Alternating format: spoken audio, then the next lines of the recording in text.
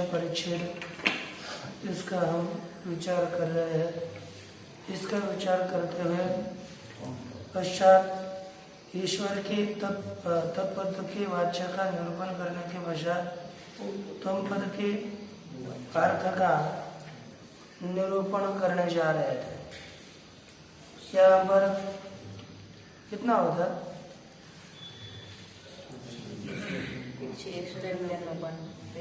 हाँ, इतना ही कहा था कि यह जो चैतन्य है उस घटादि पदार्थों का भानजनक केवल चैतन्य नहीं है और नाभि वृत्ति उपहित चैतन्य भी नहीं है। तो फिर क्या है? क्योंकि परोक्ष स्थल में भी, जहाँ पर परोक्ष स्थल में भी तन्निवृत्त्यापत्ति है, अर्थात उस अज्ञान की निवृत्ति की आपत्ति आ जाएगी, यह कहा था। फिर क्या है? कहा कि अपरोक्ष वृत्ति विशेष अर्थात परोक्ष व्यावृत्त वृत्ति विशेष अर्थात अपरोक्ष वृत्ति ही अज्ञान के निवर्तक है अथवा तद उपहित चैतन्य, अपरोक्ष वृत्ति उपहित चैतन्य, तद अर्थात परोक्ष व्यावृत्त वृत्ति उपहित चैतन्य। हाँ, केवल वृत्ति उपहित चैतन्य नहीं है, लेकिन अपरोक्ष वृत्ति उपहित चैतन्य यह अज्ञान का निवर्तक है अथवा अपरोक्ष वृत्ति वो यही अज्ञान का निवर्तक है, इस पक्ष को मान लिया। और वह वृत्ति किसके लिए है? आवरण, इनमें आवरण भंगजनकत्व इनमें बताया गया। और बस वो क्यों है? आवरण का अभिभव करने के लिए, आवरण की निवृत्ति कराने के लिए वह वृत्ति है, यह बताया गया। उसके बाद यह एक मत सूचित किया, पुनः दूसरा मत बताया कि संबंधार्था वृत्ति, यह संबंध कराने के लिए वृत्ति है, यह दूसरा मत है। विशेष विचार करते हुए आगे कहा कि वहाँ पर भी अविद्योपाधिक अपरिच्छिन्न जीव, यह कहा वह घटादि प्रदेश में विद्यमान होने पर भी, क्योंकि व्यापक जीव है, इस मत में वह घटा सब जगह पर तो जीव प्रथम से विद्यमान है, फिर उसका तो प्रकाशन तो हो ही जाएगा। तो कहा यद्यपि घटादि प्रदेश में भी जीव विद्यमान है, लेकिन घटाद्याकार अपरोक्ष वृत्ति जब तक नहीं बनती तब तक घटादियों का भान नहीं होता। घटादियों का उसके साथ संबंध नहीं है ना। इसलिए घटाकार वृत्ति दशा में उस जीव का उसके साथ संबंध घटादियों के साथ संबंध माना जाता है, उसी काल में ही उसका भान होता है। और कहा कि यदि अविद्योपाधिक अपरिच्छिन्न जीव है, इस मत में स्वतः ही समस्त वस्तुओं के साथ संबद्ध है, फिर वृत्ति विरह दशा में संबंध नहीं है, यह बताना ठीक नहीं, असंगत है। यदि कहा गया कि असंगोयम पुरुष, इस श्रुति की दृष्टि से यह पुरुष असंग है, इसलिए संबंध है ही नहीं उसका किसी के साथ भी, ये यदि बताओगे तो वृत्ति के बाद आपने कहा कि उसका संबंध है ही नहीं किसी के साथ, किसी के साथ भी यदि संबंध नहीं है, तो वृत्ति के बाद जो आपने संबंध बताया, वृत्त्यंतरम, वृत्ति के अनंतर जो संबंध बताया गया वह संबंध नहीं हो पाएगा, ये बताना ठीक नहीं हो पाएगा। तब कहा वृत्ति विरह, सिद्धांत ने कहा कि अरे वृत्ति विरह दशा में जीव का घट के साथ जो संबंध नहीं है, वो किसी भी प्रकार का संबंध नहीं है, ये हम नहीं कर रहे। संबंध सामान्य का निषेध हमने नहीं किया। फिर आपने संबंध का निषेध किया, कौन से संबंध का निषेध किया? कहते विशेष संबंध का निषेध किया। संबंध सामान्य तो सबके साथ इस जीव का है, लेकिन विशेष संबंध नहीं है। वृत्ति के द्वारा जो संबंध होता है वह विशेष संबंध है। का किंतरी घटादि भान प्रयोजकम संबंध विशेषम। जब वृत्ति घटादि आकार की नहीं होती तब घटादियों के भान का जनक जो संबंध विशेष है वह वहां पर नहीं होता, यह कहना है। स्वच्छ संबंध विषयो विशेषो विशेष जीव चैतन्य सच व्यंग्य व्यंजकता लक्षण। वह जो संबंध है विषय का और जीव चैतन्य का, कौन सा संबंध है? कहते व्यंग्यता रूप और व्यंजकता रूप। जैसे पुत्र होता है जन्य और पिता होता है जनक। ये जनकत्व संबंध जाता है पिता में और जन्यत्व संबंध जाता है पुत्र में। एक जन्य है और दूसरा जनक है, तो जन्यत्व जनकत्व रूप यह संबंध होता है। लेकिन यहाँ कहा कि विषय और जीव चैतन्य, इनमें व्यंग्य और व्यंजकता रूप जो कदाचित का संबंध है, कभी कभी होने वाला,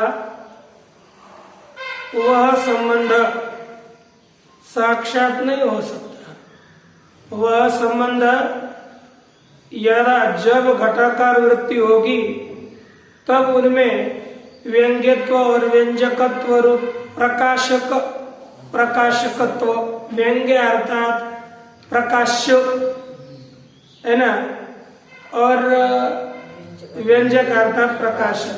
तो प्रकाशकत्व प्रकाशत्व रूप यह जो संबंध हुआ वह संबंध जब तत्त पदार्थाकार घटादि आकार की वृत्ति होगी उसी काल में वह चैतन्य व्यंजक बनेगा और यह विषय व्यंग्य होगा। जैसे हम घर में यदि प्रकाश में बैठे हुए बालक प्रातः काल में तो बैठते थे पापा कभी भी, तो इसमें क्या किया जाता है, दर्पण लेकर ऐसे गन लगाते हुए और दर्पण ऐसे खिलते, इधर उधर प्रकाश आता है। भित्ति पर घर के अंदर भी प्रकाश नहीं है ऐसी बात नहीं, प्रकाश तो है, लेकिन उस दर्पण के माध्यम से वह प्रकाश पुनः सूर्य का प्रकाश लेकर के उस दूसरे भित्ति में डाल देता है। तो वहां पर विशेष प्रकाश हो गया। जहां पर दर्पण के द्वारा प्रतिबिंबित प्रकाश वहां पर पड़ा वो विशेष वहां ज्यादा चमकता है और बाकी जगह पर कम चमकता है। तो वैसे ही चैतन्य का सामान्य प्रकाश सबके साथ है, सामान्य संबंध सबके साथ है, लेकिन इस तरह का विशेष संबंध जब उस पदार्थाकार वृत्ति होगी तभी उसका विशेष संबंध होता है, अन्यथा सामान्य मात्र संबंध रहता है। एक शंका करने लगे, घटादे अस्वच्छस्य स्वाकार वृत्ति दशायाम अपि कथम अविव्यंजकत्व। कहते हैं घटादे अस्वच्छस्य, घटादि कैसे टीका में दिया है नीचे, घटादि अस्वच्छ है, उनके का तदाकार घटादि आकार की वृत्ति होने पर अर्थात घटादि आकार वृत्ति के अवस्था में भी कथम अभिव्यंजकत्व, कैसे वृत्ति में अभिव्यंजकत्व है, तो ऐसी अपेक्षा हुई। उसके उत्तर में कहने लगे तथा ही तैजसम अंतकरणम स्वच्छ द्रव्यत्वात् स्वतः एव जीव चैतन्य विव्यंजन समर्थम घटाधिकम तो न तथा। क्यों? अस्वच्छ द्रव्यत्वात् तथा ही तेजसम अंतकरण। अंतकरण कैसा है? तेजस है, प्रकाशक है, स्वच्छ है। स्वच्छ जो द्रव्य होता है उसको तेजस कहते हैं, अर्थात दूसरा को प्रकाशित करने वाला। कांच जैसी होती है, स्वच्छ द्रव्य है कि नहीं? तो दूसरों को प्रकाशित, उस प्रकाश को विस्तृत करने का सामर्थ्य उस कांच में होता है। ये ऊपर ट्यूब रखी हुई है, ट्यूब में ये जो तार होती है ना, उसमें से उसको रहने दो और कांच को निकालो तो उतना प्रकाश नहीं देती। पुराने काल में कंदील होते थे, हस्त दीपक, उसमें हमने कांच जब तक नहीं लगाई तब तक प्रकाश फैलता नहीं था। प्रकाश एक जगह पर ही सिकुड़ कर रहता था। उसके ऊपर जो दीवा दिया था, हाथ में लेकर चलते थे, उसमें पुनः ये लगाएंगे, कांच लगाएंगे तो प्रकाश फैलता है। इसलिए जो जो स्वच्छ द्रव्य होता है वह प्रकाश का विस्तार करने वाला है। लेकिन अंतःकरण भी वैसा तेजस है, स्वच्छ द्रव्य होने के कारण तेजस का। स्वतः एव जीव चैतन्य विव्यंजन समर्थम, वो स्वयं ही अंतःकरण जीव चैतन्य को अभिव्यक्त करने के लिए समर्थ है। स्वयं स्वतः उसका सामर्थ्य ऐसा है। लेकिन घटाधिकम तो न तथा, घटाधिक यह स्वच्छ द्रव्य न होने के कारण स्वयं उनको प्रकाशित करने के लिए समर्थ नहीं है। अस्वच्छ द्रव्यत्वात्, क्यों?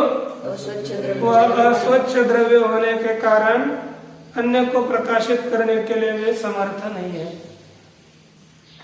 स्वकार वृत्ति संयोग दशायां तो वृत्त्य विभूत जाड्य धर्मकतया वृत्त्युत्पादित चैतन्याभिव्यंजन योग्यताश्रयतया च वृत्त्युत्थानानन्तरं चैतन्यम अभिव्यनक्ति।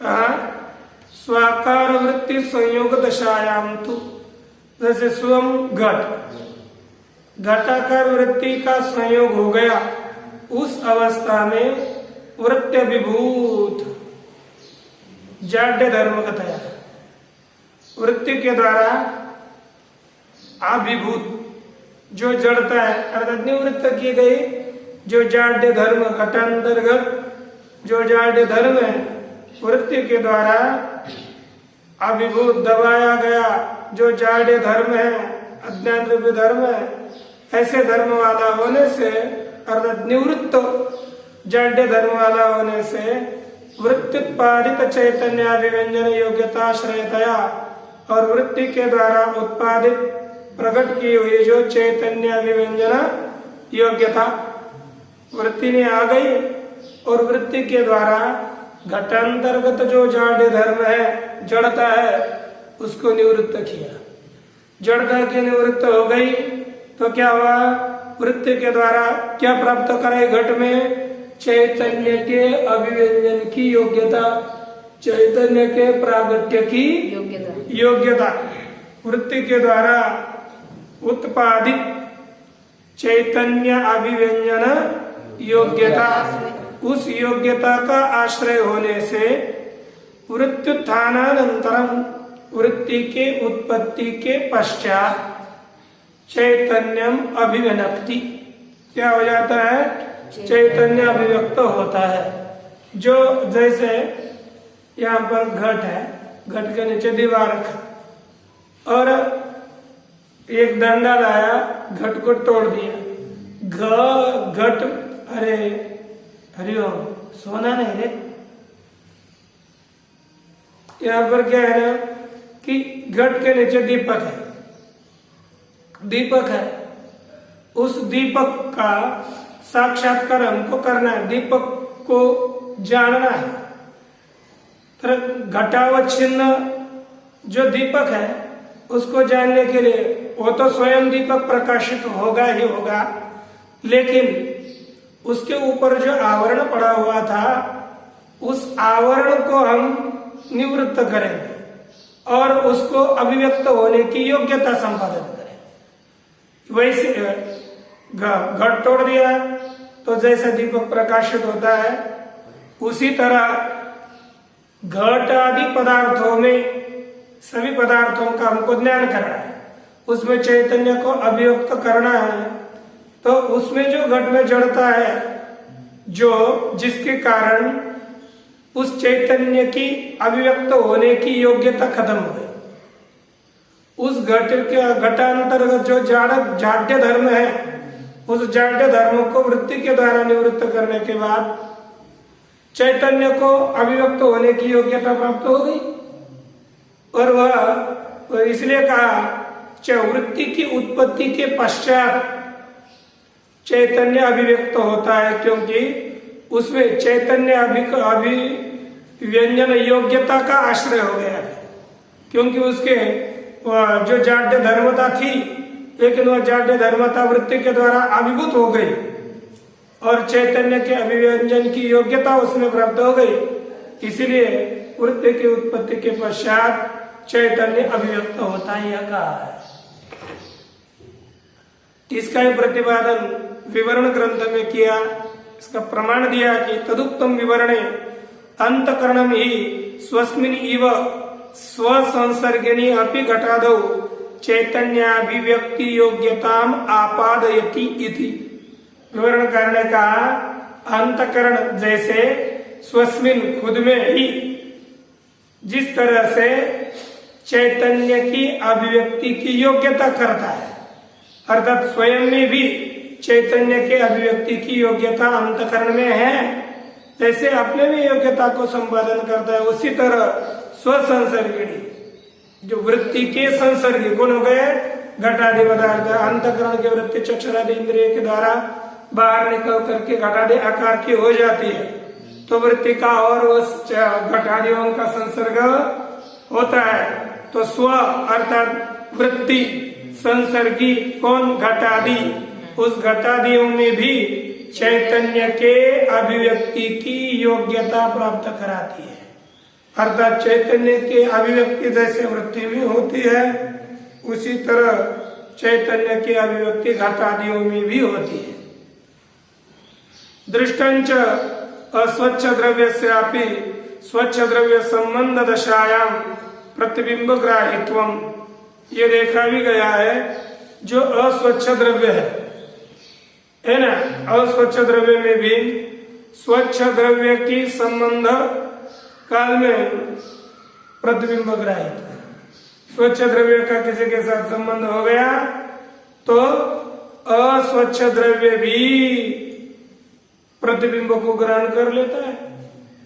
उदाहरण दिया था कुड्यादि जलादि संयोग दशायाम मुखादि प्रतिबिंब ग्राहित्वा, भित्ति होगी, भित्ति में प्रतिबिंब नहीं पड़ता, भित्ति में प्रतिबिंब ग्राहकता नहीं है, तो भी कदाचित तालाब के नजदीक एक आधी भित्ति हो अच्छी, एक आधा घर है, अतः कई तालाब में छोटे छोटे भी बावड़िया जैसे कुएं जैसे स्थान है, कुछ गड्ढे में पानी होगा, छाया है और आप कहीं चले जाओ वहां पर उस स्थान में, आपका प्रतिबिंब किसमें पड़ता है? जल में।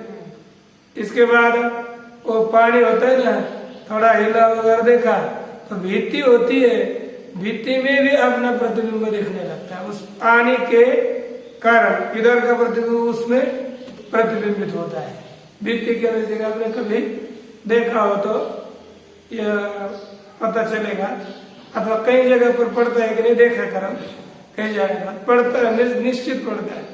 जैसे कुटी है, भित्ति है, भित्त्यादि में भी जलादि संयोग दशा है ना, जलादियों के संबंध के अवस्था में मुखादि प्रतिबिंब ग्राहकता ये भित्ति में भी आ जाती है।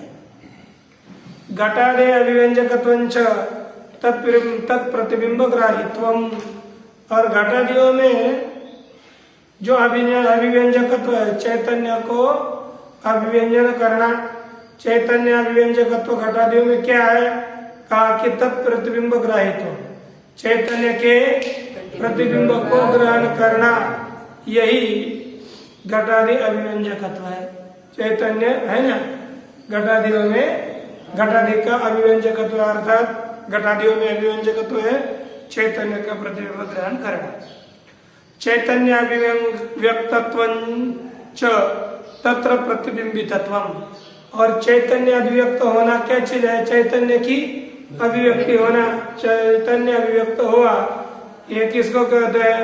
कहा कि तत्र प्रतिबिंबितत्वम, उसमें प्रतिबिंबित होना, चैतन्य का घटादियों में प्रतिबिंबित होना, यही चैतन्य का अभिव्यक्त होना है।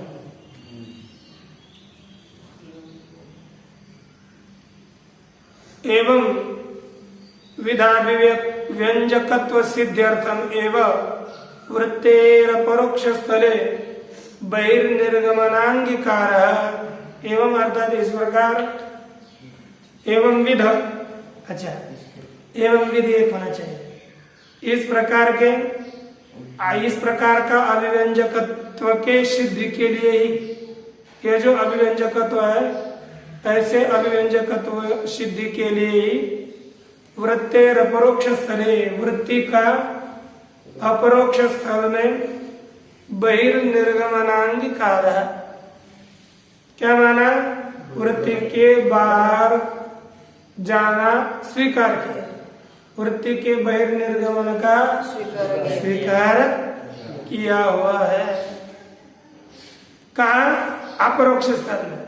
जब हमको घट का अपरोक्ष ज्ञान हुआ तो यहाँ पर ही हमारी वृत्ति बाहर जाकर उस घटादि विषय के आकार की होती है। लेकिन जब पदार्थ परोक्ष है, अंदर के अंदर ही हमको स्वर्ग का ज्ञान हुआ, तो वृत्ति बाहर निकल कर स्वर्ग के आकार की हुई क्या? नहीं, अंदर ही उसने एक स्वर्ग की कल्पना करी। अब एक नंदनवन है, एक बहुत सुंदर वन है, ऐसा कहा, तो कल्पना अंदर ही एक स्वर्ग है, अंदर ऐसा वन होगा, ऐसी स्थिति होगी, ऐसे वहां पर लोग होंगे, ये अपने अपने कल्पना कर अंदर ही उस तरह के आकार की वृत्ति बनाई। बाहर निकल करके वृत्ति तत्त पदार्थाकार नहीं होती, इसलिए कहा परोक्ष स्थले तू वन्यादेर वृत्ति संसर्गा भावेन, परोक्ष स्थल में तो वन्यदेवों का वृत्ति के साथ संसर्ग का अभाव हो जाने से चैतन्य ने भी व्यंजकतया, चैतन्य को अभिव्यक्त न करने के कारण न वन्यादेर अपरोक्षत्वम, वन्यादियों में अपरोक्षता नहीं है। एतन्मते च विषयाणाम अपरोक्षत्वम चैतन्याभिव्यंजकत्वम इति द्रष्टव्यम, इस मत में विषयों का अपरोक्षत्व क्या है?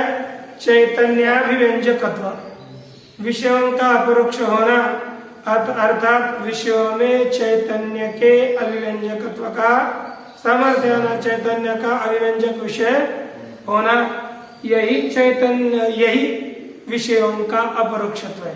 जो विषय चैतन्य को अभिव्यक्त कर सके वही विषय अपरोक्ष होता है, क्योंकि विषय वृत्ति अभिव्यंजक है, लेकिन उसके संबंध अवस्था में विषय भी चैतन्य का अभिव्यंजक होता है, प्रकाशक होता है।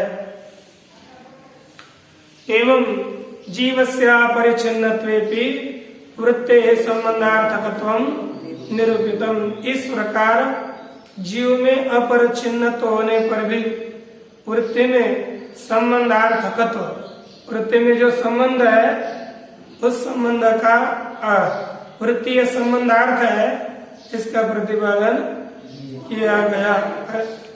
जीव अपरिच्छिन्न है, उस अवस्था में भी वहां पर जब वृत्ति का संबंध होगा तभी विषय का अपरोक्ष होगा, जब वृत्ति का संबंध नहीं होगा तब विषय का अपरोक्ष नहीं होता, यह बताया गया। अब दूसरा कहते हैं कि इदानीम परिच्छिन्नत्व पक्षी संबंधार्थकत्व निरूप्यते।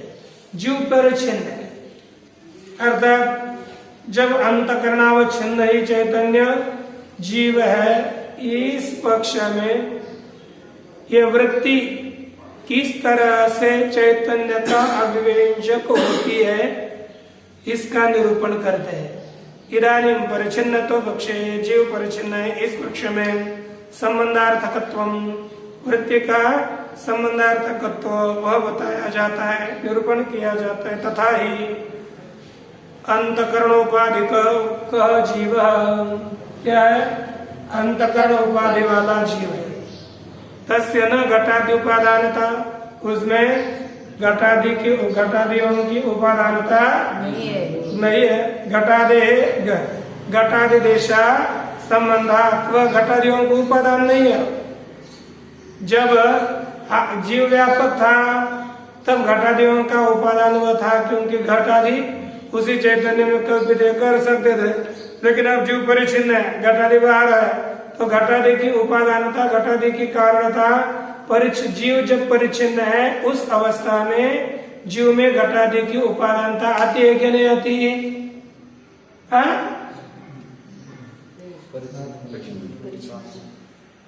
मैं क्या बोल रहा था अभी तक?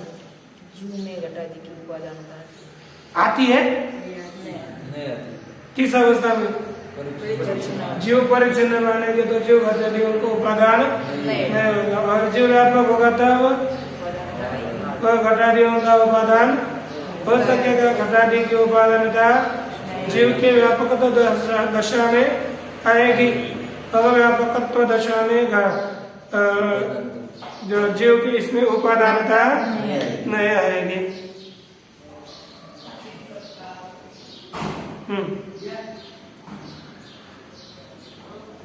किंतु ब्रह्मैव घटाद्युपादानम, फिर क्या बताया?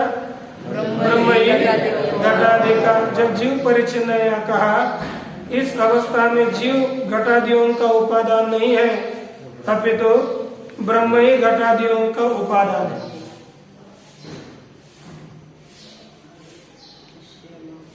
तस्य मायोपहितस्य सकल घटादि अन्वयित्वात्, वह जो माया उपाधिक ब्रह्म चैतन्य है वह सकल घटादि जो पदार्थ है उनके साथ अन्वय होने से, संबंध होने से, सभी घटादि पदार्थ उनके साथ संबंध होने के कारण उसी ब्रह्म चैतन्य का ही सबके साथ संबंध है। अतः एवं ब्रह्मण सर्वज्ञता, इसलिए ब्रह्म में सर्वज्ञता है।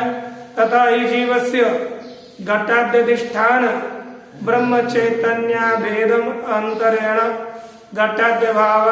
घटाद्यवभाषा संभवे प्राप्ते तदवभाषाय घटाद्यधिष्ठान ब्रह्म चैतन्य भेद सिद्ध्यर्थम घटाद्याकारा वृत्ति दृश्यते।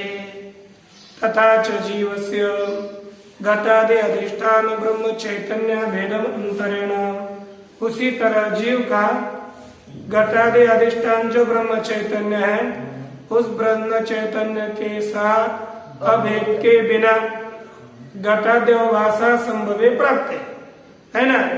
घटादि अधिष्ठान जो ब्रह्म चैतन्य है उनके साथ अभेद जब तक नहीं होगा तब तक घटादियों का भान भी जीव को नहीं होगा, है ना। घटादि के अवभास अर्थात घटादियों की वृद्धि असंभव है, ऐसी प्राप्ति होने पर तद अवभाषाय, इनको प्रकाशित करने के लिए, घटादियों के प्रकाशन के लिए घटाद्यधिष्ठान ब्रह्म चैतन्य भेद सिद्ध्यर्थम, और घटादियों का अधिष्ठान जो ब्रह्म चैतन्य, उस ब्रह्म चैतन्य के साथ जीव चैतन्य का अभेद सिद्धि के लिए घटाद्यकाया वृत्ति दृश्यते। घटादि आकार की वृत्ति दृष्ट है, घटादि आकार की वृत्ति को माना जाता है।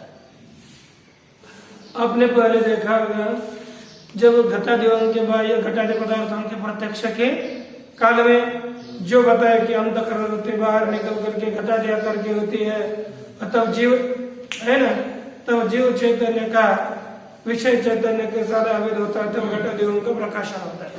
वही प्रक्रिया यहाँ पर मानी है परिच्छिन्न दशा में। ननु वृत्त्यापि कथम प्रमात्र चैतन्य विषय चैतन्य और अभेद संपाद्यते। वृत्ति के द्वारा भी प्रमात्र चैतन्य और विषय चैतन्य इन दोनों का अभेद कैसे सिद्ध किया जाता है? घटांतकरणोपाधि भेदेन तदवच्छिन्न चैतन्यो भेदा संभवादिति चेत।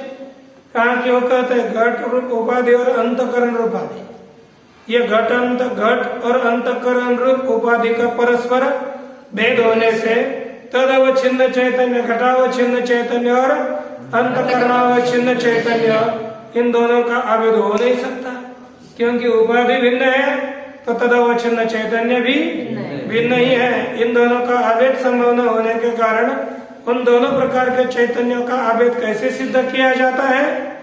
तो उत्तर देते हैं न, आपका कहना ठीक नहीं। वृत्ते है वृत्तेर निर्देश निर्देश गमनांगिकारेण, बहिर्देश चाहिए था, वृत्तेर बहिर्देश निर्गमनांगिकारेण, ऐसा बहिर्निर्देश नहीं, बहिर्देश निर्गमन आगे नहीं चाहिए, देश के आगे नहीं चाहिए, गम और देश के बीच में निर लिखो, वृत्ति का और पीछे का निर हटा दो, है ना। वृत्तेर बहिर्देश निर्गमन अंगीकारेण, वृत्ति का बाहर देश में निकलना जाना यह स्वीकार किए जाने से वृत्त्यंतकरण विषयाणाम एक देशस्थत्वेन वृत्ति और अंतकरण, वृत्त्यंतकरण और विषय इनका एक देश में स्थित होने से तद उपदेय भेदाभाव से उक्तत्व, उन दोनों के चैतन्य का, है ना, उन उभय चैतन्य के भेद के अभाव का कथन हमने पूर्व में किया है। इस तरह एवं अपरोक्ष स्तरे वृत्तेर मतभेदेन विनियोग उपापादित। इस तरह अपरोक्ष स्थल में वृत्ति के मतभेद का प्रति विनियोग, मतभेद से भी उसका उपयोग कैसा होता है इसका प्रतिपादन किया गया। बाकी अब विचार हम कल कर लेंगे। ओम पूर्णमद पूर्णमिदं पूर्णात्